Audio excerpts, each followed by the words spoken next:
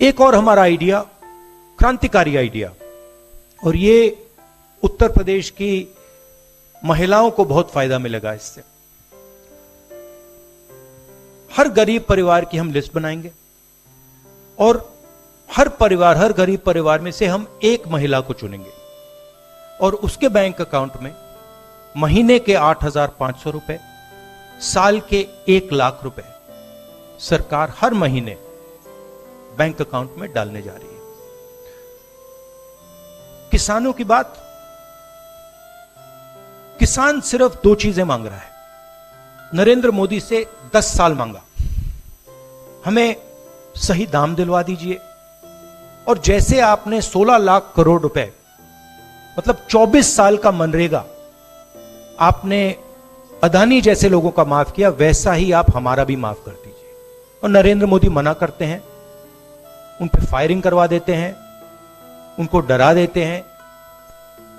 तो हमने legal MSP का निर्णय ले लिया है। हिंदुस्तान में पहली बार लीगली गारंटीड एमएसपी होगी और हम उनका, किसानों का कर्जा माफ करने जा रहे हैं। यही मेन मुद्दे हैं चुनाव में।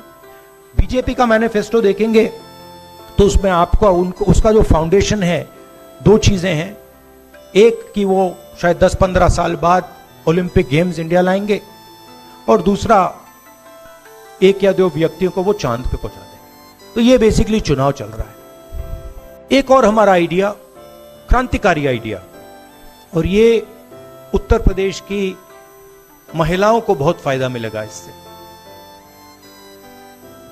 हर गरीब परिवार की हम लिस्ट बनाएंगे और हर गरीब परिवार में से हम एक महिला को चुनेंगे और उसके बैंक अकाउंट में महीने के 8,500 रुपए, साल के 1 लाख रुपए सरकार हर महीने बैंक अकाउंट में डालने जा रही है। किसानों की बात, किसान सिर्फ 2 चीजें मांग रहा है। नरेंद्र मोदी से 10 साल मांगा, हमें सही दाम दिलवा दीजिए, और जैसे आपने 16 लाख करोड़ रुपए मतलब 24 साल का मनरेगा आपने अदानी जैसे लोगों का माफ किया, वैसा ही आप हमारा भी माफ कर दीजिए। और नरेंद्र मोदी मना करते हैं, उन पे फायरिंग करवा देते हैं, उनको डरा देते हैं। तो हमने लीगल एमएसपी का निर्णय ले लिया है। हिंदुस्तान में पहली बार लीगली गारंटीड एमएसपी होगी और हम उनका, किसानों का कर्जा माफ करने जा रहे हैं। यही मेन मुद्दे हैं चुनाव में। बीजेपी का मैनिफेस्टो देखेंगे तो उसमें आपको उसका जो फाउंडेशन है, 2 चीजें हैं।